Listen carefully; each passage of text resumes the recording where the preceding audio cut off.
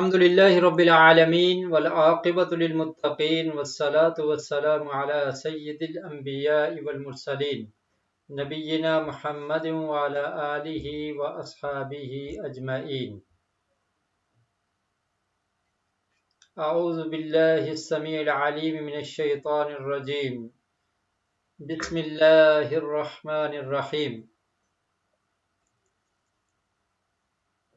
آج کا سبق ہم شروع کریں گے سورۃ البقرہ پارہ نمبر 2 آیت نمبر 186 186.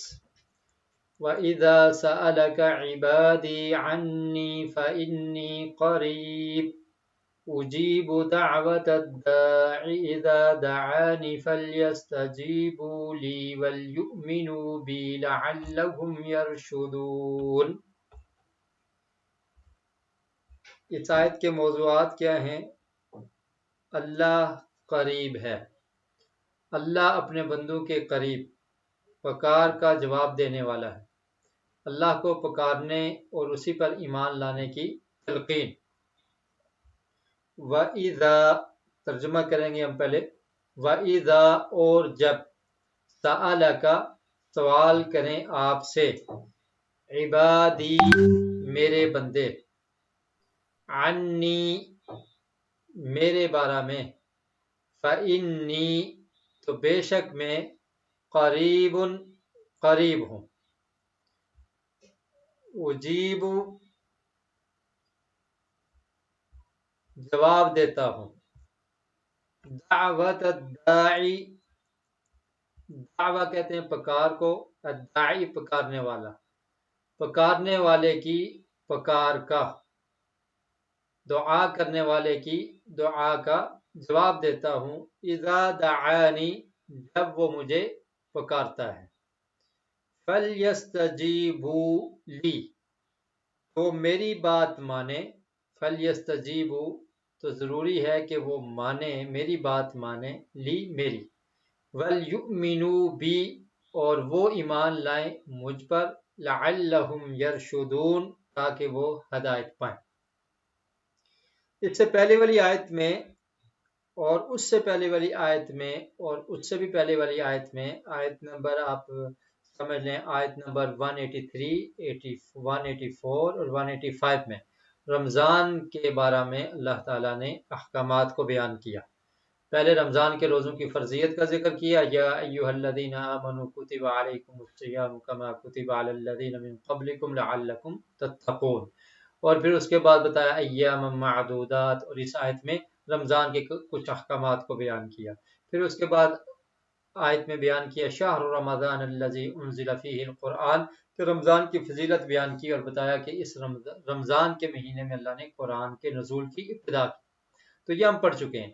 اس کے بعد آپ دیکھیں کہ اس آیت کے بعد آیت نمبر 186 ہم پڑھ رہے ہیں اور 187 میں اللہ رب العالمین نے دوبارہ رمضان کے بارے میں بیان کیا تو درمیان میں دعا کا ذکر کر دیا. تو اس سے یہ معلوم ہوتا ہے کہ رمضان میں دعا کی قبولیت ہوتی ہے اور رمضان میں دعا کی خصوصی فضیلت ہے. نبی کریم صلی اللہ علیہ وسلم کے فرامین اس بارے میں موجود ہیں. آقا علیہ الصلوۃ والسلام کا ارشاد ہے کہ روزے دار روزہ رکھ کر اللہ سے دعا کرتا ہے تو اس کی دعا رد نہیں ہوتی یہاں تک کہ وہ افطار نہیں کر لیتا. تو افطار سے قبل دعا کرنا یہ بھی مسنون ہے اور اس وقت قبولیت کا وقت ہوتا ہے. اور ایسے ہی نبی کریم صلی اللہ علیہ وسلم کا ارشاد ہے کہ جب رمضان کی ابتدا ہوتی ہے تو اس وقت جنت کے دروازوں کو کھول دیا جاتا ہے اور جہنم کے دروازوں کو بند کر دیا جاتا ہے اور مردۃ الشیاطین جو جن ہیں سرکش جن ہیں ان کو گرفتار کر دیا جاتا ہے اور پھر اللہ رب العالمین کی طرف سے ندا لگانے والا ایک آواز لگاتا ہے کہ ہے کوئی نیکی کرنے والا یا باغی الخیر اقبل یا باغی الشر اکثر ہے کوئی برائی سے بچنے والا کہ وہ برائی سے بچ جائے ہے کوئی نیکی کرنے والا کہ وہ اس میں زیادتی کرے. اور پھر فرمایا کہ ہر رات اللہ تعالیٰ جہنم سے لوگوں کو آزاد کرتے ہیں. تو رمضان میں دعا کرنا اس کا روزے کے ساتھ خاص تعلق ہے اور اللہ رب العالمین سے دعا کرنی چاہیے. تو اس لیے اللہ تعالیٰ نے فرما دیا کہ اگر میرے بندے آپ سے میرے بارے میں پوچھتے ہیں تو ان کو کہہ دیجئے فَإِنِّي قریب، کہ میں قریب ہوں. جو بھی پکارنے والا پکارتا ہے اس کی دعا کو میں قبول کرتا ہوں. لیکن ضرورت کس چیز کی ہے؟ فَلْيَسْتَجِيبُوا لِي، ان کو چاہیے کہ وہ میرے احکامات پر عمل کریں، میری اطاعت کریں، میری بات کو مانیں. وَلْيُؤْمِنُوا بِي، اور مجھ پر ایمان لائیں. تو جو اللہ رب العالمین کے احکامات کو مانے گا، ایمان لائے گا، تو اس کی دعا قبول ہوگی. تو ماننا، تسلیم کرنا اور ایمان لانا یہ ضروری ہے. تو اللہ رب العالمین ہر ایک کی دعا کو سنتے ہیں. تو رمضان کے احکامات بیان کرتے ہوئے درمیان میں اللہ تعالیٰ نے دعا کا بھی ذکر کر دیا. جی، اس کے بعد جو اسے اگلی آیت ہے اس میں رمضان میں حلال کیا ہے اس کا ذکر کیا. رمضان کی راتوں میں مباشرت کی اجازت ہے، میاں بیوی ایک دوسرے کا لباس ہیں، اللہ تمہاری خیانت کو جاننے والا ہے، اور توبہ کی تلقین. وَحِلَّ لَكُمْ لَيْلَةَ الصِّيَامِ الرَّفَثُ إِلَى نِسَائِكُمْ هُنَّ لِبَاسٌ لَكُمْ وَأَنْتُمْ لِبَاسٌ لَهُنَّ عَلِمَ اللَّهُ أَنَّكُمْ كُنْتُمْ تَخْتَانُونَ أَنفُسَكُمْ فَتَابَ عَلَيْكُمْ وَعَفَا عَنْكُمْ فَالْآنَ بَاشِرُوهُنَّ وَابْتَغُوا مَا كَتَبَ اللَّهُ لَكُمْ. تو یہ لمبی آیت ہے. آیت کا پہلا حصہ پہلے آپ اس کا ترجمہ دیکھ لیں. احل، حلال کیا گیا ہے، لکم، تمہارے لیے، لیلۃ الصیام، روزے کی رات میں. لیلہ کہتے ہیں رات کو، تو لیلۃ الصیام کا مطلب کیا ہوگا؟ روزوں کی رات میں تمہارے لیے حلال کر دیا گیا. الرفث، بے پردہ ہونا. الی نسائکم، اپنی عورتوں کی طرف. ہن لباس لکم، ہن وہ عورتیں، لباس لکم لباس ہیں، لکم تمہارے لیے. وانتم، اور تم، لباس لہن لباس ہو ان کے لیے. علم اللہ، جان لیا اللہ نے، انکم، بے شک تم، کنتم تختانون، تم تھے خیانت کرتے، انفسکم، اپنی جانوں پر، اپنی جانوں کے ساتھ تم خیانت کرتے تھے. فتاب علیکم، تو اس نے تمہاری توبہ کو قبول کر دیا، آسانی کر دی تمہارے لیے، رحمت کی تمہارے لیے. وعفا عنکم، اور درگزر کیا تم سے، معاف کر دیا تمہیں. الآن، تو اب، باشروہن، تم ملاقات کرو ان سے، صحبت کرو ان سے. وابتغوا، اور تلاش کرو، ما کتب اللہ لکم، جو اللہ نے لکھا ہے تمہارے لیے. تو اس آیت کے اس حصے میں، آیت نمبر 187 میں، اللہ تعالیٰ نے یہ ارشاد فرمایا کہ رمضان کی راتوں میں تمہارے لیے حلال ہے کہ تم اپنی عورتوں کے ساتھ صحبت کرو. شروع میں ایسا تھا کہ یوں ہی افطاری ہوتی تو افطاری رمضان میں روزہ افطار کرنے سے لے کر عشاء کی نماز تک کھانا پینا اس کی اجازت ہوتی تھی. اور ایسے ہی زوجین کے جو تعلقات ہیں ان کی بھی اجازت ہوتی تھی. اور جو شخص عشاء کی نماز پڑھ لیتا تو اس کے بعد وہ کھا پی بھی نہیں سکتا تھا، اور اس کے علاوہ زوجین کے جو تعلقات ہیں ان کو بھی قائم نہیں کیا جا سکتا تھا. صبح سے پھر روزہ شروع ہو جاتا. تو اس طرح سے عشاء کی نماز سے پہلے کی اجازت ہوتی، اور جو عشاء کی نماز پڑھ لیتا تو پھر اجازت ختم. پھر مغرب تک، اگلے دن کی مغرب تک کچھ کھانا پینا اور عورتوں کے ساتھ علیحدگی اختیار کرنا اس کی ممانعت ہوا کرتی تھی. تو یہ معاملہ بڑا مشکل تھا، تو اللہ رب العالمین نے اس کو آسان کر دیا. اور اسی لیے فرمایا کہ کنتم تختانون انفسکم، تم اپنے نفسوں سے خیانت کرتے تھے، یعنی تم اس حکم کو صحیح طرح سے مان نہیں سکتے تھے.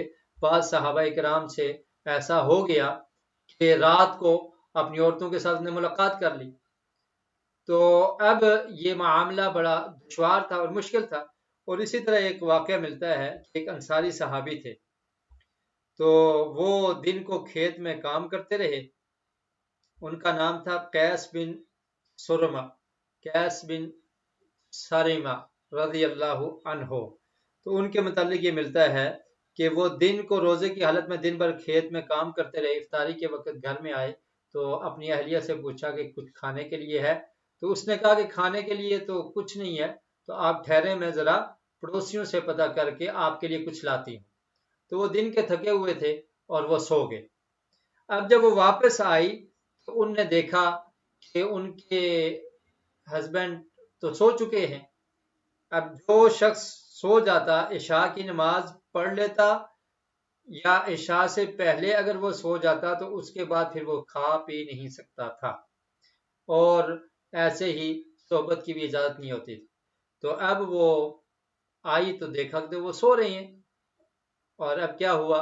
تو اسی طرح پھر وہ روزے کی حالت میں تھے. دوسرے دن بھی روزہ ایسے ہی انہوں نے رکھا. تو جب دوپہر ہوئی تو بھوک کی شدت کی وجہ سے وہ بے ہوش ہو گئے. تو جب اتنی کمزوری تھی اور بے ہوش ہو گئے تو اس وقت یہ آیت نازل ہوئی، احل لکم لیلۃ الصیام الرفث الی نسائکم، کہ اب تمہیں اجازت ہے، تمہارے لیے یہ حلال کر دیا گیا ہے کہ تم رات کو کھا پی بھی سکتے ہو پوری رات، اور ایسے ہی ملاقات بھی تمہاری ہو سکتی ہے. اس چیز کو، اس کی اللہ تعالی نے اجازت دی. تو یہی مطلب ہے عالم اللہ انکم کنتم تختانون انفسکم، کہ تم صبر نہیں کر پائے اور تم نے اپنی نفسوں پر یہ خیانت کر دی، تو اللہ تعالی نے تم سے درگزر کر دیا، تمہیں معاف کر دیا. فالآن باشروہن، تو اب تم صحبت کر سکتے ہو. اور اس کا مقصد کیا ہے؟ وابتغوا ما کتب اللہ لکم، اللہ تعالی نے جو تمہارے لیے لکھا ہے اس کو تلاش کرو. مطلب یہ ہے کہ اللہ تعالی نے اس کے ذریعے جو تمہارے لیے اولاد لکھی ہے، اور وہ اولاد تمہیں ملے گی، اور اس طرح سے تم ایک دوسرے سے فائدہ اٹھا سکتے ہو. اور اسی طرح آپ یہ دیکھیں کہ یہاں پر اللہ تعالیٰ نے ارشاد فرمایا ہن لباس لکم وانتم لباس لہن، کہ وہ تمہارا لباس ہیں اور تم ان کا لباس ہو، یعنی لباس کی طرح یہ آپس میں جمع ہو جاتے ہیں. تو اس سے یہ بھی پتہ چلتا ہے کہ زوجین کا، یعنی میاں بیوی کا آپس میں پردہ نہیں ہے. جیسے لباس انسان کے جسم کے ساتھ ٹچ ہوتا ہے تو ایسے ہی ان کا پردہ نہیں ہے. اور حضرت عائشہ رضی اللہ تعالیٰ عنہا سے مروی یہ روایت بھی ہے کہ وہ فرماتی ہیں کہ میں اور نبی کریم صلی اللہ علیہ وسلم ایک ہی ٹب سے غسل کر لیا کرتے تھے، اور کبھی میں پانی لیتی اور کبھی وہ لیتے. تو اس سے یہ پتہ چلتا ہے کہ ان کا آپس میں پردہ نہیں ہوتا. وَكُلُوا وَاشْرَبُوا حَتَّى يَتَبَيَّنَ لَكُمُ الْخَيْطُ الْأَبْيَضُ مِنَ الْخَيْطِ الْأَسْوَدِ مِنَ الْفَجْرِ ثُمَّ أَتِمُّوا الصِّيَامَ إِلَى اللَّيْلِ وَلَا تُبَاشِرُوهُنَّ وَأَنْتُمْ عَاكِفُونَ فِي الْمَسَاجِدِ تِلْكَ حُدُودُ اللَّهِ فَلَا تَقْرَبُوهَا كَذَلِكَ يُبَيِّنُ اللَّهُ آيَاتِهِ لِلنَّاسِ لَعَلَّهُمْ يَتَّقُونَ. جی، آیت کا جو پہلا حصہ ہم نے پڑھا اس میں ایک سوال تھا، وہ آپ کو بھیج دیا گیا ہے. تو اب اس کا ترجمہ دیکھ لیں. وَكُلُوا وَاشْرَبُوا، اور تم کھاؤ. کلو کا مطلب کیا ہے؟ کھاؤ. اور تم کھاؤ، وَاشْرَبُوا، اور تم پیو، حَتَّى، یہاں تک، یتبین، کہ واضح ہو جائے، لکم، تمہارے لیے، لکم الخیط، تمہارے لیے، خیط کہتے ہیں دھاگے کو، دھاری کو، یہاں تک کہ واضح ہو جائے، الخیط الابیض، سفید دھاری، سفید دھاگا، من الخیط الاسود، سیاہ دھاگے سے. اسود کہتے ہیں سیاہ کو اور خیط کہتے ہیں دھاگے کو. تو تم کھاؤ اور پیو یہاں تک کہ سفید دھاگا واضح ہو جائے سیاہ دھاگے سے، اس وقت تک تم کھا پی سکتے ہو. من الفجر، فجر سے، فجر کے وقت. اور جب یہ دھاگا واضح ہو جائے اس کے بعد تم نے نہیں کھانا، کیونکہ یہ سحری کی انتہا ہوگی. ثم اتموا الصیام، ثم کا مطلب پھر، اتموا، تم پورا کرو، الصیام، روزے کو، الی اللیل، رات تک. غروب آفتاب تک، رات تک پھر تم نے روزے کو پورا کرنا ہے۔ وَلَا تُبَاشِرُوهُنَّ، اور نہ تم ان سے ملو، وَأَنْتُمْ وَلَا تُبَاشِرُوهُنَّ، اور نہ تم ان سے ملو، وَأَنْتُمْ عَاكِفُونَ، اور اس حالت میں کہ جب کہ عاکفون تم اعتکاف کرنے والے ہو، فی المساجد، مسجدوں میں۔ تلک حدود اللہ، یہ اللہ کی حدیں ہیں، فلا تقربوها، تو نہیں تم نے ان کے قریب جانا، اس کے قریب نہ جاؤ، بس نہ جاؤ اس کے قریب۔ کذالک، اسی طرح، یبین، واضح کرتا ہے، یبین اللہ، واضح کرتا ہے اللہ تعالیٰ، آیاتی ہی، اپنے حکم کو، للناس، لوگوں کے لیے، لعلہم یتقون، تاکہ وہ پرہیزگار بن جائیں، تاکہ وہ پرہیزگار بن جائیں۔ یہ تھا اس آیت کا ترجمہ۔ تو آپ سے پوچھا گیا تھا الرفث کا معنی کیا ہے، اس سے آپ نے پڑھا نا، احل لکم لیلۃ الصیام الرفث، تو اس کا معنی کیا ہے؟ بے پردہ ہونا۔ یہ جواب درست تھا، 67% لوگوں نے صحیح جواب دیا۔ اور دوسرا آپشن تھا با پردہ ہونا۔ با پردہ کا مطلب ہے کہ پردے کی حالت میں ہونا، تو یہاں پر معنی کیا تھا کہ بے پردہ ہونا، ٹھیک ہے، تو اس کو حلال کیا گیا تمہارے لیے۔ بہرحال جن لوگوں نے صحیح جواب دیا اللہ تعالیٰ ان کو جزائے خیر دے، غور سے توجہ سے ترجمہ سنیں تاکہ آپ صحیح جواب دے سکیں۔ بارک اللہ فیکم۔ جی، تو اب فرمایا کہ کھاؤ پیو رات میں۔ اب رات کو کھانے پینے کی بھی اجازت مل گئی، اور زوجین کے جو تعلقات ہیں ان کو بھی قائم کرنے کی اجازت مل گئی۔ شروع میں اجازت نہیں تھی، کھانے پینے کی اجازت بھی کب تک تھی؟ عشاء تک۔ عشاء کی نماز پڑھ لی یا جو سو گیا تو بس اس کا پھر کھانا پینا ختم ہو گیا۔ تو اب اللہ تعالیٰ نے کھانے پینے کی اجازت بھی دے دی، اور زوجین کے جو تعلقات قائم ہوتے ہیں رات کو اس کی بھی اجازت مل گئی۔ تو فرمایا وَكُلُوا وَاشْرَبُوا، کھاؤ، رات کو کھا سکتے ہو، پی سکتے ہو، یہاں تک کہ سفید داغا سیاہ داغے سے واضح ہو جائے۔ تو سفید داغے سے کیا مراد ہے؟ الخیط الابیض، سفید داغا، اس سے کیا مراد ہے؟ اس سے مراد ہے صبح صادق، ٹھیک ہے، اس سے مراد کیا ہے؟ صبح صادق۔ جب فجر کے ٹائم صبح ہوتی ہے تو اس وقت آسمان پر ایک سفید دھاری نظر آتی ہے، اور جو سیاہی ہوتی ہے، رات کا اندھیرا ہوتا ہے، وہ کیا ہوتا ہے؟ ختم ہو جاتا ہے، اور اس کو کیا کہا گیا؟ من الخیط الاسود، سیاہ داغے سے، یعنی سیاہی ختم ہو جاتی ہے، اندھیرا ختم ہو جاتا ہے، اور سفید ایک چھوٹی سی دھاری، ایک دھاری کی شکل میں، یعنی ایک داغے کی شکل میں سفیدی ظاہر ہوتی ہے۔ تو جو ہی ایسا ہوگا تو تمہارا کھانا پینا ختم ہو جائے گا، فجر کا ٹائم شروع ہو جائے گا اور سحری کا ٹائم ختم ہو جائے گا۔ تو یہ مراد ہے اس سے بعض صحابہ کرام نے یہ سمجھ لیا کہ اس سے مراد دو داغے ہیں، اور انہوں نے اپنے تکیے کے نیچے کیا کیا؟ دو داغے رکھ دیے، ایک سفید اور ایک سیاہ۔ اندھیرا ہوتا تھا اس وقت، اس طرح کی لائٹنگ کا انتظام تو نہیں ہوتا تھا، تو وہ یہ سمجھے کہ جب تک سیاہ اور سفید کی پہچان نہ ہو جائے تو اس وقت تک ہم کھا پی سکتے ہیں۔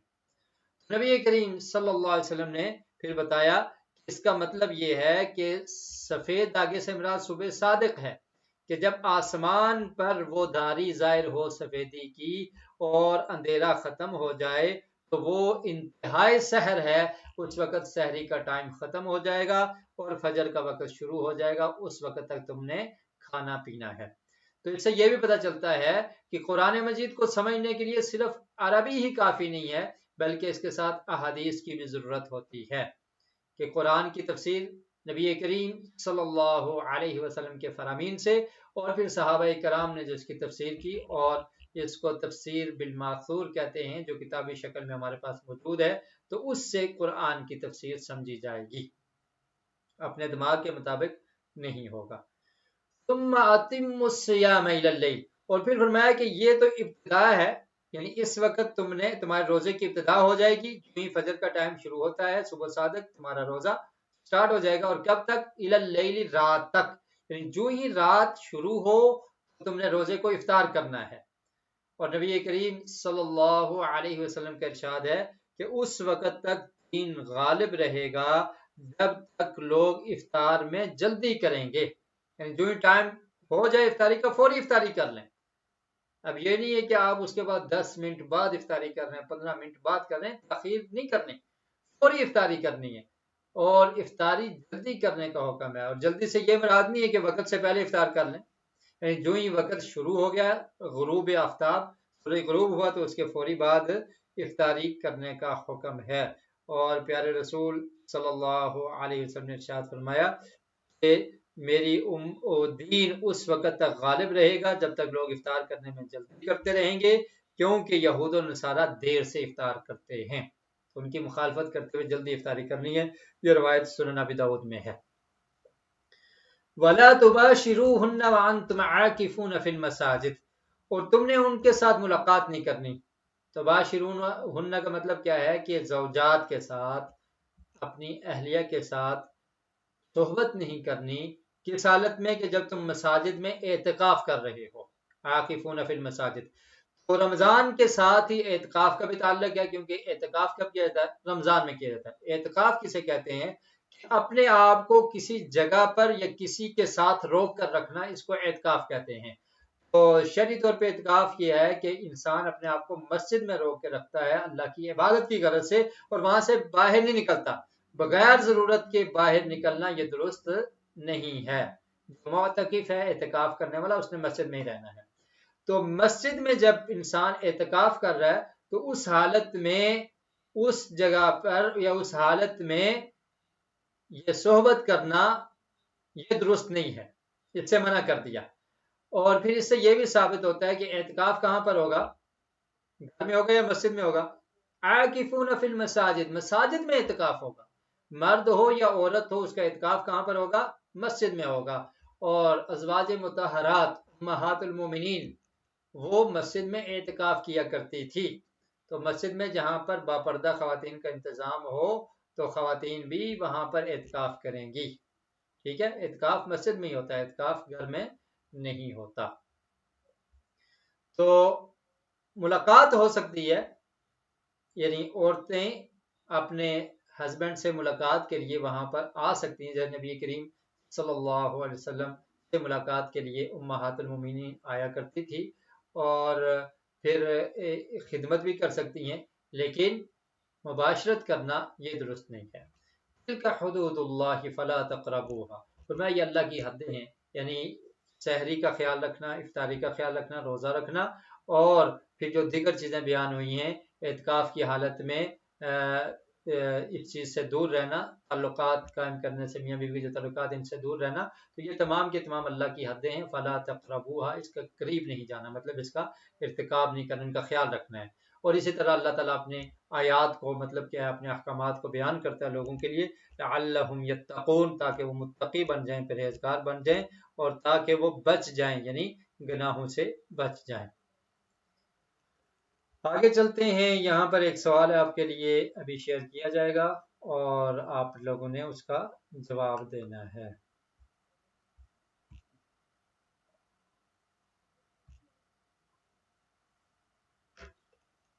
وَلَا تَأْكُلُوا أَمْوَالَكُمْ بَيْنَكُمْ بِالْبَاطِلِ وَتُدْلُوا بِهَا إِلَى الْحُكَّامِ لِتَأْكُلُوا فَرِيقًا مِّنْ أَمْوَالِ النَّاسِ بِالْإِثْمِ وَأَنْتُمْ تَعْلَمُونَ۔ ترجمہ دیکھیں، وَلَا تَأْكُلُوا، اور نہ تم کھاؤ، وَلَا تَأْكُلُوا، اور نہ تم کھاؤ، أَمْوَالَكُمْ اپنے مال، بینکم آپس میں، بالباطل ناحق، باطل طریقے سے، اور نہ تم کھاؤ اپنے مال آپس میں باطل طریقے سے، وَتُدْلُوا، اور نہ پہنچاؤ، بِہَا اس سے، الی الحکام حاکموں تک، اور اس مال کو حاکموں تک، جو تمہارے حکمران ہیں ان تک نہ پہنچاؤ، لِتَأْكُلُوا، تاکہ تم کھاؤ، فریقاً ایک حصہ، من اموال الناس لوگوں کے مال سے، بالاسم گناہ سے، وانتم تعلمون، اور اس حالت میں کہ تم جان رہے ہو، جانتے ہوئے تم نے لوگوں کا مال نہیں کھانا۔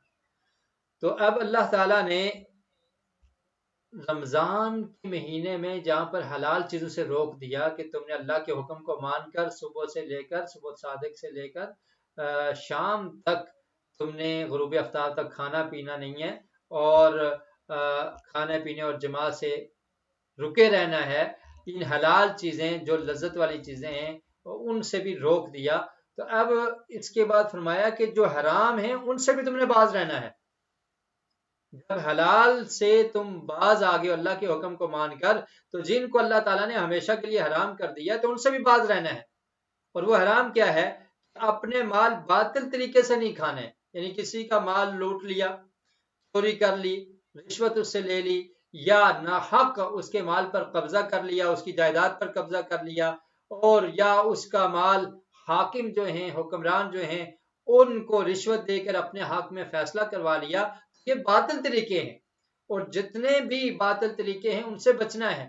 ایسے ہی جتنی بھی باطل طریقے سے جو مال کمایا جاتا ہے وہ بھی تم نے نہیں کھانا، مثلا زنا کی رقم ہے، سود کی رقم ہے، اور شراب بیچنے پر جو رقم لی جاتی ہے، جو حرام کام ہے، تو ان کے ذریعے جو تم رقم حاصل کرتے ہو تو یہ باطل ہے، یہ درست نہیں ہے تمہارے لیے، تم نے ان سے بچنا ہے۔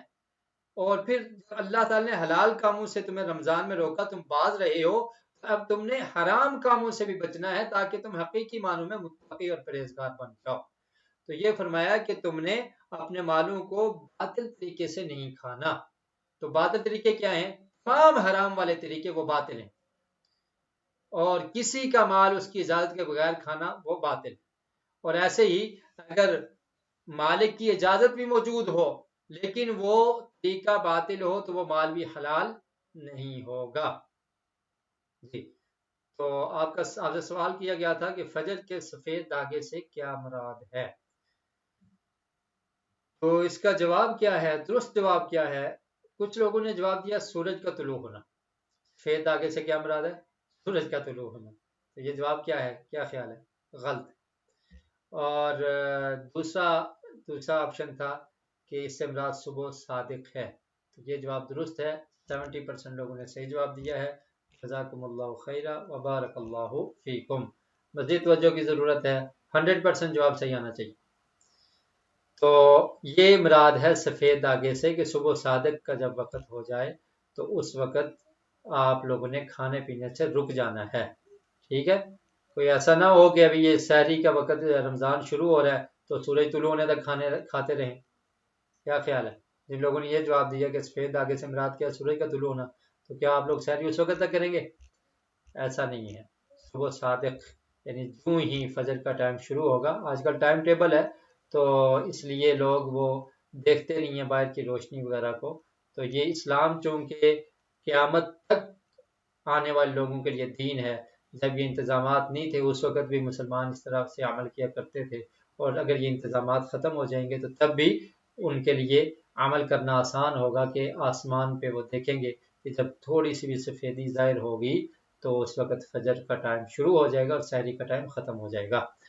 تو حرام طریقے سے مال نہیں کھانا، باطل طریقوں سے دوسروں کا مال کھانے کی ممانعت ہے اس میں۔ وَتُدْلُوا بِهَا إِلَى الْحُكَّامِ، تدلو کا مطلب ہوتا ہے، یہ باب افعال سے ہے تو اس کا مطلب ہوتا ہے ڈالنا، ٹھیک ہے؟ اور اسی سے لفظ ہے دلون، دلون کہتے ہیں ڈول کو، وہ ڈول جو کنویں میں ڈال کر پانی نکالا جاتا ہے، ٹھیک ہے؟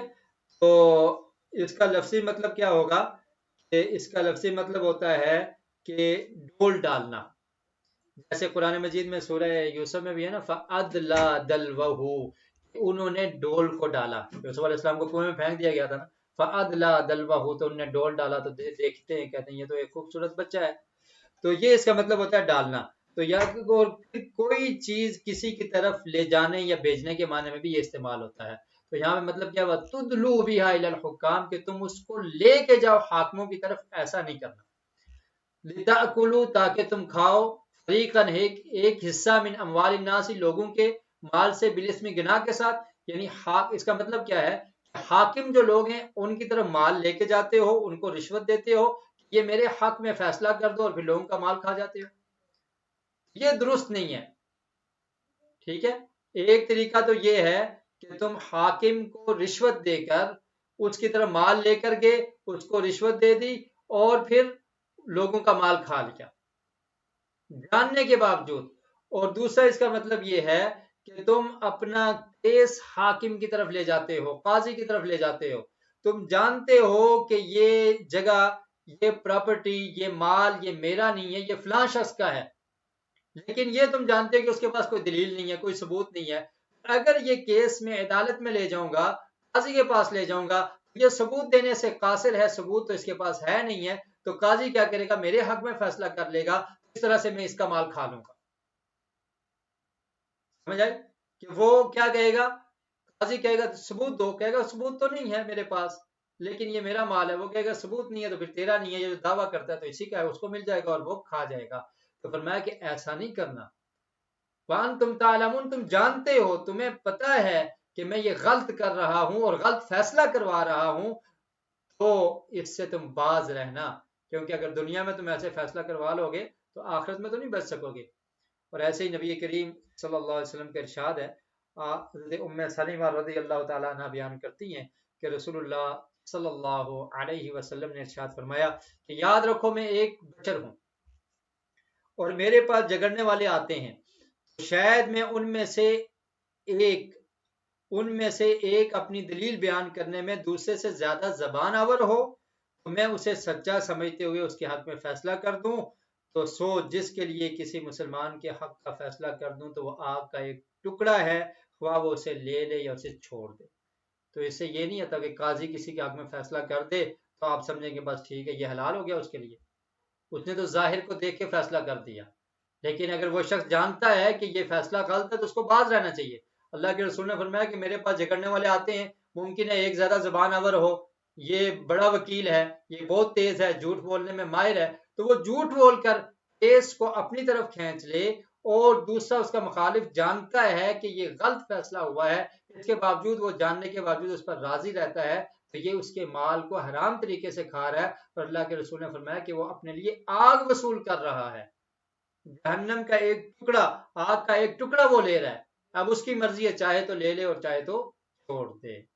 یہ مطلب ہے کہ تم حاکم لوگوں کو رشوت دے کر اپنے حق میں فیصلہ کراؤ، یہ بھی غلط ہے، اور ایسے ہی حاکم لوگوں کے پاس اپنا کیس لے جاؤ اور تم جانتے ہو کہ اس کا حقدار میں نہیں ہوں پھر بھی لے لیتے ہو، تو یہ بھی باطل طریقہ ہے. تو باطل طریقے جتنے بھی ہیں اس طریقے سے مال کھانا یہ تمہارے لیے جائز اور درست نہیں ہے، اس سے بچنا ہے. يسألونك عن الأهلة قل هي مواقيت للناس والحج وليس البر بأن تأتوا البيوت من ظهورها ولكن البر من اتقى وأتوا البيوت من أبوابها واتقوا الله لعلكم تفلحون. حلال کے بارے میں سوال. چاند کے مقاصد، عبادت کے اوقات، حج کا موسم، گھروں میں دروازے سے آنے کی تلقین، تقوی اختیار کرنے والے کامیاب ہیں. یسألونک عن الاہلہ، وہ سوال کرتے ہیں آپ سے. یسألونک کا مطلب کیا ہے؟ وہ سوال کرتے ہیں آپ سے. عن الاہلتی، حلال کے بارے میں، چاند کے بارے میں. قل، کہہ دیجئے، ہیا، یہ مواقیت، وقت ہیں. مواقیت کا مطلب کیا ہے؟ وقت ہیں، یعنی یہ پیمانہ اوقات ہے. للناسی، لوگوں کے لیے، والحج، اور حج کے لیے. ولیس البر، اور نیکی یہ نہیں ہے، بأن تأتوا البیوت، کہ تم آؤ گھروں کو. بیت کی جمع کیا ہے؟ بیوت. کہ تم آؤ گھروں کو، من ظہورہا، اس کے پیچھے سے، ان کے پیچھے سے. ظہور کہتے ہیں پشت کو، پیچھے کو. تو گھروں کو تم ان کے پیچھے سے آ جاؤ، یہ کوئی نیکی نہیں ہے. وَلَكِنَّ الْبِرَّ، لیکن نیکی یہ ہے، وَلَكِنَّ الْبِرَّ مَنِ اتَّقَى، نیکی یہ ہے کہ جو تقوی اختیار کرتا ہے، جو بچ جاتا ہے. وَأْتُوا الْبُيُوتَ، اور تم آؤ گھروں کو، مِنْ أَبْوَابِهَا، ان کے دروازوں سے. وَاتَّقُوا اللَّهَ، اور اللہ سے ڈر جاؤ. لَعَلَّكُمْ تُفْلِحُونَ، تاکہ تم فلاح پا جاؤ، کامیاب ہو جاؤ. یسألونک عن الاہلہ، وہ سوال کرتے ہیں آپ سے حلال کے بارے میں. حلال کس کو کہتے ہیں؟ آپ نے یہ نام سنا ہوگا نا، رویت حلال کمیٹی. ٹھیک ہے، تو یہ اسی سے حلال ہے، ہا کے ساتھ. اگر ہا کے ساتھ ہوگا تو اس کا مطلب ہوتا ہے حلال کھانا، جیسے ہم کہتے ہیں. تو ہا کے ساتھ ہوگا، یہ دو آنکھوں والی جو ہا ہے، تو اس سے مراد کیا ہے؟ اس سے مراد کیا ہے؟ چاند۔ کہتے ہیں رویت ہلال کمیٹی نے یہ فیصلہ کیا ہے کہ رمضان کا چاند نظر آیا ہے یا نہیں آیا، تو یہ ہلال کمیٹی کہتے ہیں چاند دیکھنے والے کو، اور چاند پر بھی میں قمر بھی کہتے ہیں۔ تو ہلال سے مراد یہ ہے کہ پہلی یا دوسری رات کا چاند جو ابھی نمودار ہوا ہے، جو ابھی طلوع ہوا ہے، نیا نیا چاند، اس کو ہلال کہتے ہیں، پہلی یا دوسری رات کے چاند کو ہلال کہتے ہیں۔ تو اس کی جمع ہے اہلہ، کیونکہ چاند یہ اس کی ترتیب کے ساتھ یہ نمودار ہوتا ہے، پھر اس کے بعد بڑھتا رہتا ہے، اور 14 تاریخ کو یہ مکمل ہو جاتا ہے، 14ویں کا چاند جس کو بدر کہا جاتا ہے، پھر اس کے بعد یہ کم ہوتا ہے اور آخر میں بالکل یہ غائب ہو جاتا ہے آخری دن، ٹھیک ہے، اس کے بعد پھر دوبارہ سے یہ طلوع ہوتا ہے۔ اس طرح بار بار یہ چاند کا طلوع ہونا اور پھر اس کی گردش کرنا اور چلنا کم اور زیادہ ہونا، تو اس لیے اہلہ جمع کا لفظ بول دیا گیا ہے۔ کہ اس کے بارے میں آپ سے سوال کرتے ہیں لوگ کہ اس کا کیا مقصد ہے، کہ چاند کبھی پورا نہیں رہتا، سورج کیا ہوتا ہے ہمیشہ پورا ہوتا ہے، چاند کیا ہوتا ہے کبھی غائب ہو جاتا ہے، اور اس کے بعد جب یہ نمودار ہوتا ہے تو بہت چھوٹا سا ہوتا ہے، پھر اس کے بعد بڑھتا رہتا ہے بڑھتا رہتا ہے، اور پھر جب مکمل ہوتا ہے پھر اس کے بعد اس میں کمی آنا شروع ہو جاتی ہے اور پھر غائب ہو جاتا ہے۔ تو یہ ماجرا کیا ہے؟ ان لوگوں نے یہ سوال کیا نبی کریم صلی اللہ علیہ وسلم سے، تو آپ کو اللہ تعالیٰ نے فرمایا کہ آپ ان کو کہہ دیجئے، بتا دیجئے، یا مواقیت للناس، یہ وقت کا پیمانہ ہے، اوقات مقرر کر لوگوں کے لیے وقت مقرر کیا گیا ہے۔ اس سے وقت کیسے مقرر کیا گیا ہے؟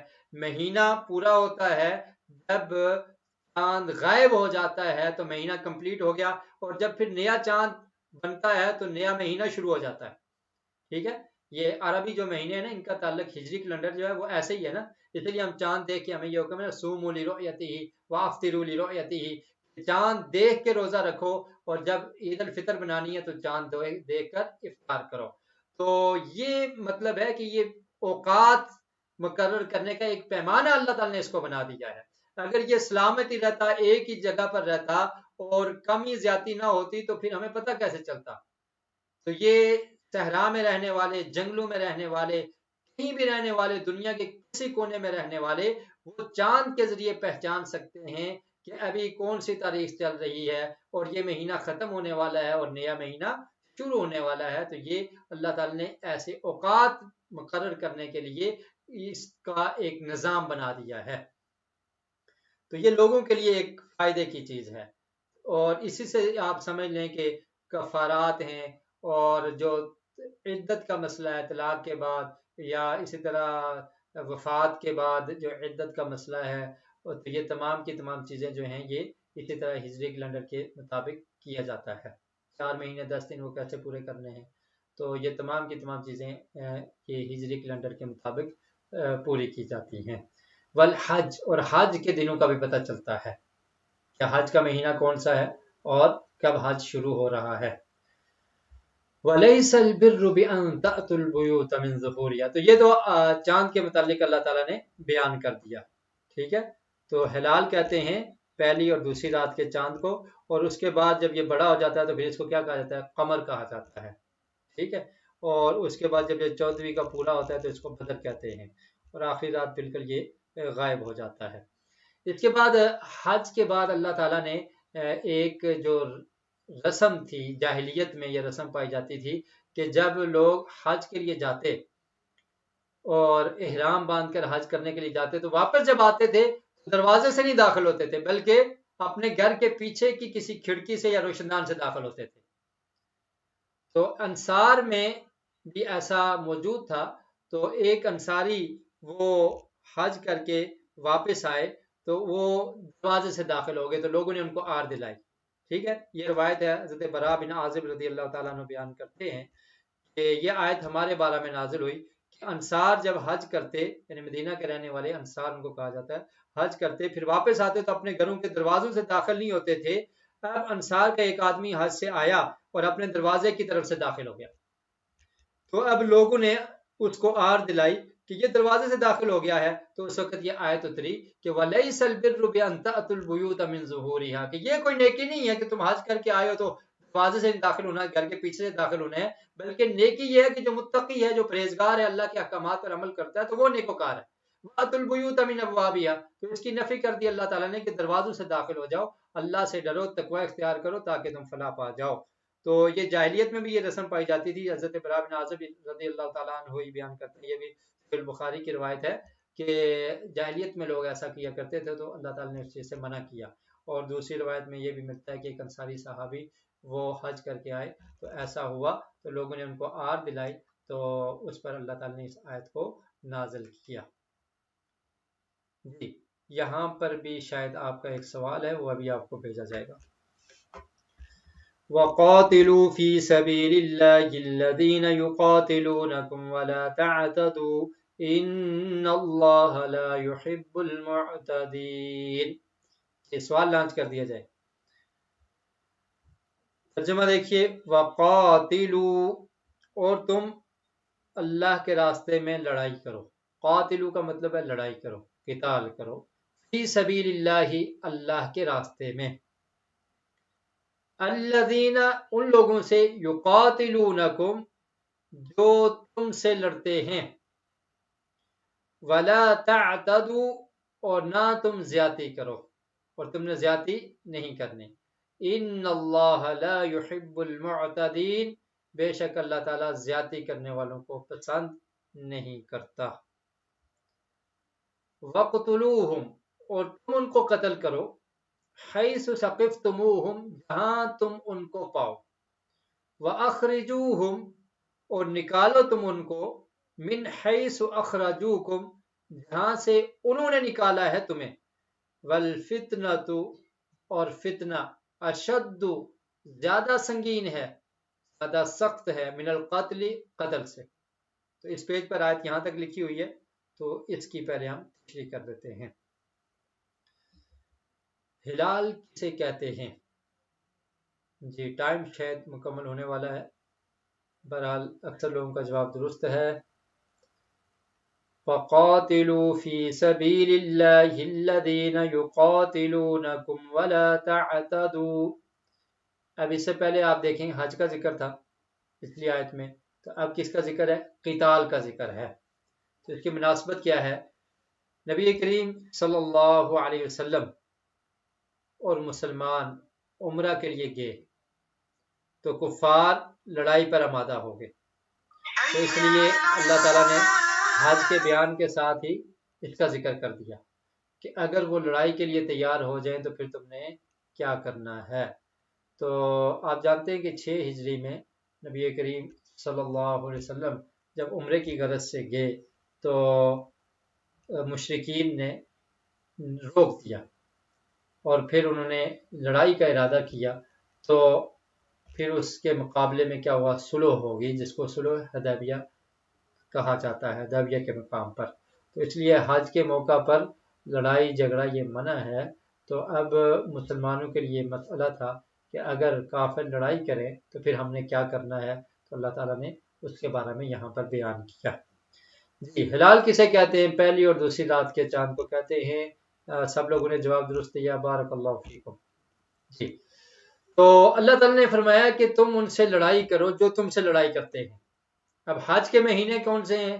یہ ذی القعدہ ہے, ذی الحجہ ہے, تو یہ مہینے تو حرمت والے ہیں, ان میں لڑائی منع ہے.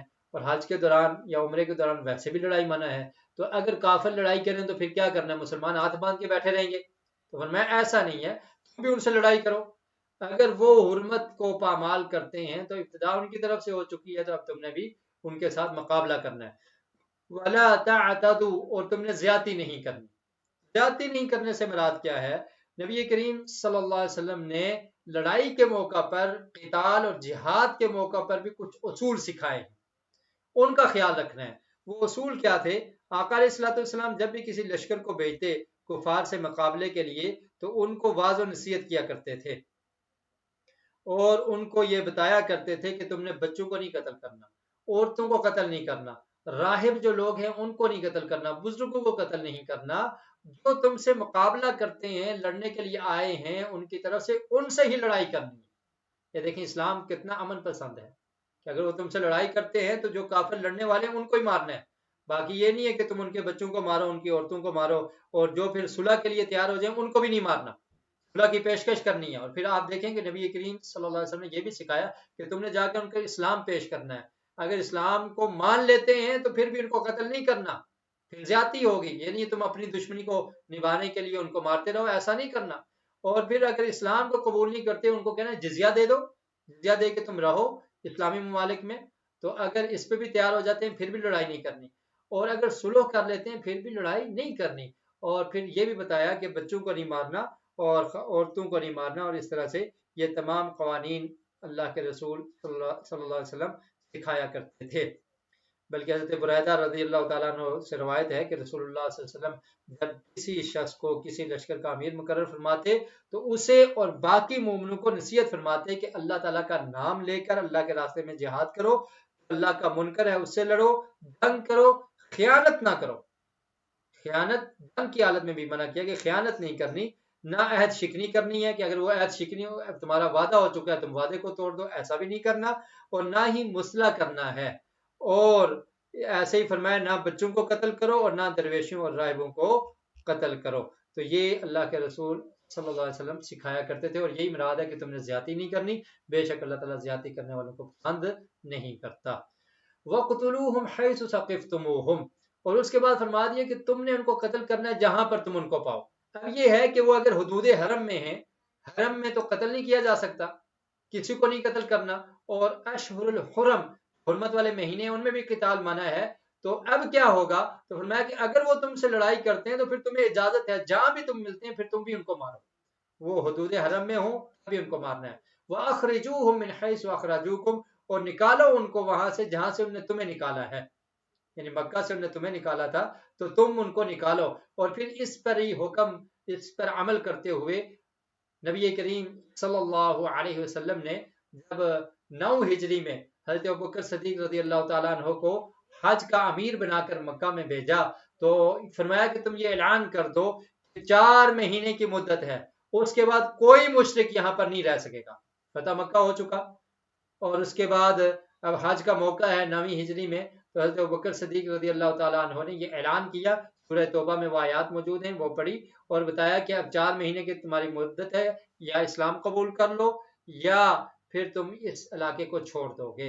اور اس کے بعد پھر آپ دیکھیں کہ جب مسلمانوں کو فتوحات ملی تو مدینہ سے بھی یہود کو نکالا گیا، ان کو مدینہ سے نکال دیا گیا، اور پھر حضرت عمر فاروق رضی اللہ تعالیٰ عنہ کے دور میں بھی جزیرہ عرب سے کافروں کو نکالا گیا، تو وہ اسی آیت پر حکم تھا کہ وَأَخْرِجُوهُمْ مِنْ حَيْثُ أَخْرَجُوكُمْ، کہ تم ان کو نکالو جہاں سے تمہیں انہوں نے نکالا تھا۔ وَالْفِتْنَةُ أَشَدُّ مِنَ الْقَتْلِ، اور پھر فرمایا کہ فتنہ کا اصل میں لفظی مطلب ہوتا ہے آزمائش، آزمائش میں ڈالنا۔ تو یہاں پر مطلب اس کا کیا ہے؟ شرک۔ والفتنۃ، اور شرک کا جو فتنہ ہے، اشد من القتل، یہ قتل سے بھی زیادہ سنگین ہے۔ یعنی اگرچہ یہ کام مشکل ہے کہ کافروں کو، مشرکوں کو قتل کیا جائے، یہ بڑا مشکل کام ہے، لیکن جو وہ کر رہے ہیں کہ اللہ کے ساتھ کسی کو شریک ٹھہرا رہے ہیں اور پھر مسلمانوں کو اذیت اور تکلیف دے رہے ہیں اور ان کو توحید سے روک کر شرک پر مجبور کر رہے ہیں، یہ زیادہ شدید اور سنگین جرم ہے، قتل کرنے سے بھی سنگین جرم ہے۔ ایک یہ مطلب ہے، اور دوسرا اس کا مطلب یہ ہے کہ جس طرح سے وہ مسلمانوں کو ان کے دین سے دور کر رہے ہیں اور ان کو شرک میں مبتلا کر رہے ہیں اور ان کو بتوں کی عبادت کرنے پر مجبور کر رہے ہیں، تو مسلمان کے لیے قتل ہو جانے سے بھی زیادہ یہ سخت ہے کہ مسلمان دین کو چھوڑ دے۔ اور قتل تو ہونا ایک ہی دفعہ ہے نا، ایک ہی دفعہ اس کو مار دیا جائے گا، تو یہ تو اس کے لیے آسان ہے، بجائے اس کے کہ بار بار اس کو مصیبت میں ڈالا جائے، اس کو پریشان کیا جائے، اس کو اذیت دی جائے، تکلیف دی جائے، اور پھر اس کو شرک کرنے پر مجبور کیا جائے، تو یہ بہت زیادہ شدید ہے۔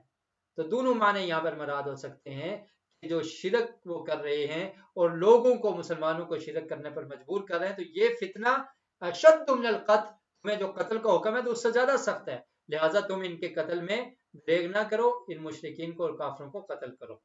اور دوسرا معنی بھی میں نے آپ کو بتا دیا کہ مسلمان کے لیے قتل ہو جانا آسان ہے، لیکن وہ شرک کا ارتکاب نہیں کرتا، بتوں کی عبادت نہیں کرے گا۔ تو بتوں کی عبادت کرنا یہ اس کے لیے بہت زیادہ سنگین ہے، اگر وہ جان دے دے تو جان بھی دے سکتا ہے، لیکن غیر اللہ کی عبادت نہیں کر سکتا۔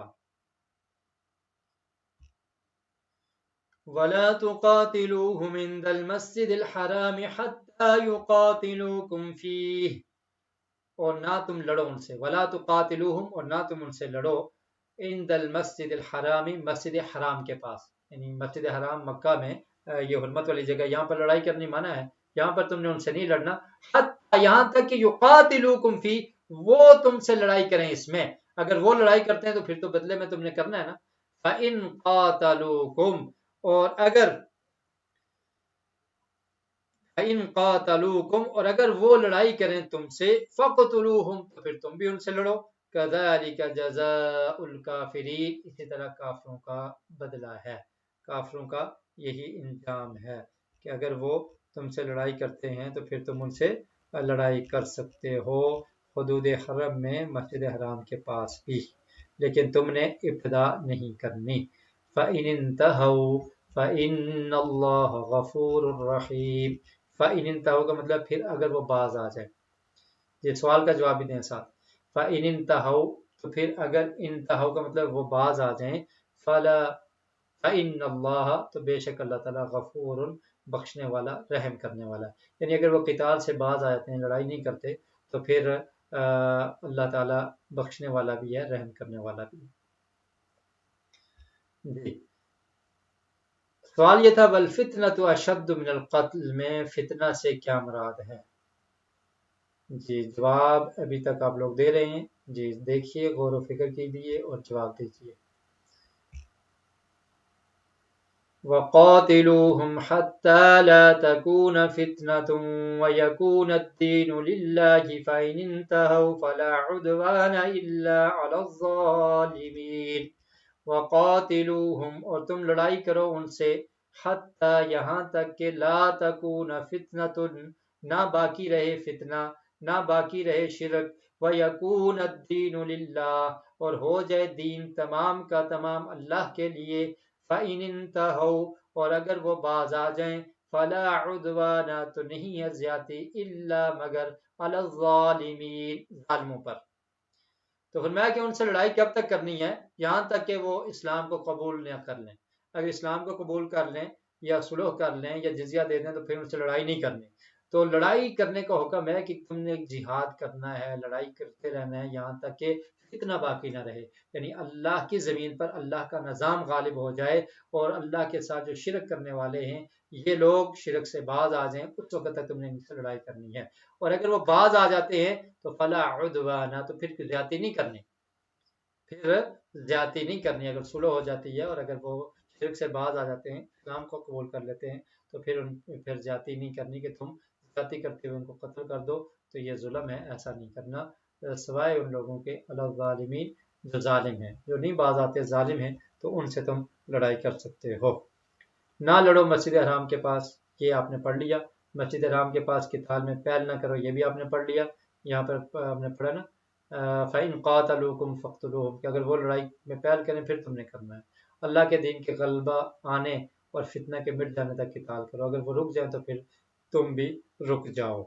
نبی کریم صلی اللہ علیہ وسلم کا ارشاد بھی ہے اس بارے میں کہ اللہ رب العالمین نے لڑائی کا حکم دیا اس وقت تک کہ جب تک یہ لوگ اسلام کو قبول کر لیں اور نماز قائم کر لیں، اور اگر وہ نماز قائم کر لیں، اسلام قبول کر لیں، تو پھر وہ تمہارے بھائی ہیں، دینی بھائی ہیں.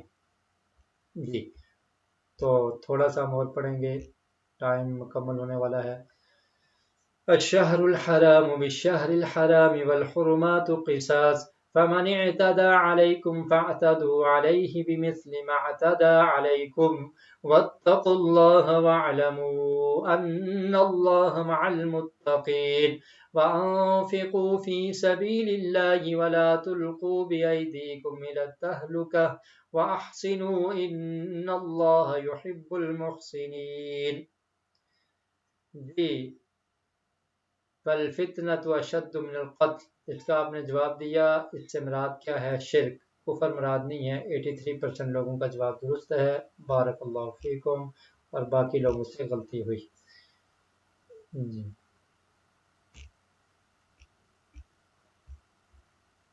ترجمہ دیکھیے. الشہر الحرام، شہر کہتے ہیں مہینے کو، حرمت والا مہینہ، بالشہر الحرامی، حرمت والے مہینے کے بدلے ہے. والحرمات قصاص، اور حرمتیں قصاص ہیں. فمن اعتدا اور جو زیادتی کرے علیکم تم پر فاعتدوا تو تم بھی زیادتی کرو علیہ اس پر بمثلی اس کی مثل ما اعتدا علیکم جو زیادتی کی ہے اس نے تم پر واتقوا اللہ اور اللہ سے ڈر جاؤ وعلموا اور جان لو ان اللہ مع المتقین بے شک اللہ تعالیٰ متقین کے ساتھ ہے پرہیزگاروں کے ساتھ ہے وانفقوا فی سبیل اللہ اور تم خرچ کرو اللہ کے راستے میں ولا تلقوا بایدیکم الی التہلکہ اور نہ تم ڈالو اپنے ہاتھوں کو ہلاکت کی طرف وَأَحْسِنُوا اور نیکی کرو ان اللہ یحب المحسنین بے شک اللہ تعالیٰ دوست رکھتا ہے پسند کرتا ہے نیکی کرنے والوں کو الشہر الحرام حرمت والے مہینے بالشہر الحرامی حرمت والے مہینے کے بدلے ہیں حرمت والے مہینے کون سے ہیں اور کتنے ہیں جی حرمت والے مہینے کون کون سے ہیں ذی القعدہ ذی الحجہ اور محرم اور رجب 4 مہینے یاد رکھنے حرمت والے مہینے کون سے ہیں 4 ذی القعدہ ذی الحجہ اور محرم اور رجب تو حرمت والے مہینوں میں لڑائی کرنا منع تھی تو اب یہ سوال تھا کہ اگر مشرکین لڑائی کرتے ہیں تو پھر ہم کیا کریں تو اللہ تعالیٰ نے فرمایا کہ حرمت والے مہینے کے بدلے ہیں اگر وہ ابتدا کرتے ہیں لڑائی کرتے ہیں تو پھر تم بھی کر سکتے ہو والحرمات و قصاص اور اس طرح جتنی بھی حرمتیں ہیں ان میں اس کا بدلہ ہوگا یعنی اگر وہ اس حرمت کو پامال کرتے ہیں تو پھر تم بھی کر سکتے ہو فمن اعتدى علیکم تو پھر اگر وہ زیادتی کریں تم پر یعنی اس میں لڑائی شروع کر دیں تم پر زیادتی کریں فاعتدوا علیہ تو تم بدلے میں اس کا جواب دے سکتے ہو مطلب یہ ہے یہ نہیں مطلب کہ اس سے زیادہ کرو یعنی جتنا ان نے کیا ہے اتنا ہی تم کر سکتے ہو بمثل ما اعتدى علیکم جتنی انہوں نے تم پر زیادتی کی ہے اور اللہ سے ڈر جاؤ اور جان لو کہ اللہ تعالیٰ تقوی کرنے والوں کے ساتھ ہے متقین کے ساتھ ہے وَأَنفِقُوا فِي سَبِيلِ اللَّهِ اللہ کے راستے میں خرچ کرو اور اپنے ہاتھوں کو ہلاکت میں نہ ڈالو مطلب کیا ہے کہ اللہ کے راستے میں خرچ کرتے رہو جہاد کا حکم ہے اور جہاد میں کیا ہے مال بھی خرچ ہوتا ہے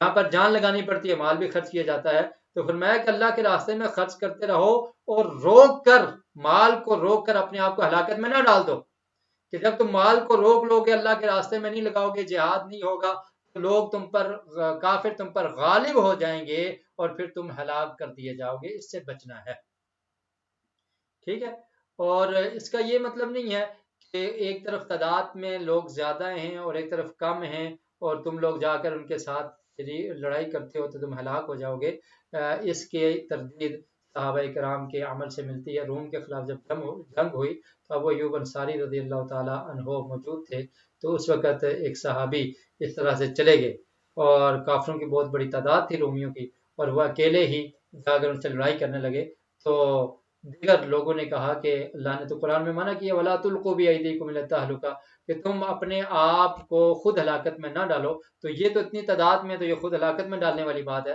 تو ابو ایوب انصاری رضی اللہ تعالیٰ عنہ نے فرمایا کہ اس سے یہ مراد نہیں ہے بلکہ اس سے مراد یہ ہے کہ یہ آیت ہمارے بارے میں نازل ہوئی تھی جب اسلام پھیل گیا اسلام کو اب مال کی ضرورت نہیں تھی تو انصار میں سے کچھ صحابہ کرام نے یہ کہا کہ اب ہمارے مال کی ہماری کھیتی کی اسلام کو ضرورت نہیں ہے تو ہم روک لیتے ہیں اور اس میں اپنی کھیتی باڑی کرتے ہیں اور اپنا کام وغیرہ کرتے ہیں تو اللہ تعالیٰ نے اس آیت کو نازل کر دیا کہ اگر تم کھیتی باڑی میں مصروف ہو جاؤ گے دین کے غلبے کو ترک کر دو گے اور اللہ کے راستے میں مال کو خرچ نہیں کرو گے تو پھر کیا ہوگا پھر تم خود اپنے ہاتھوں کو ہلاکت میں ڈال دو گے اللہ کے راستے میں خرچ کرتے رہنا ہے اس سے باز نہیں آنا اور اسلام کے غلبے کے لیے تمہاری کوشش ہونی چاہیے وَأَحْسِنُوا اور نیکی کرو ان اللہ یحب المحسنین بے شک اللہ تعالیٰ نیکی کرنے والوں کو احسان کرنے والوں کو پسند کرتا ہے یعنی اللہ کے راستے میں دو گے یہ نیکی کرو گے تو اللہ تعالیٰ ایسے لوگوں سے محبت کرتا ہے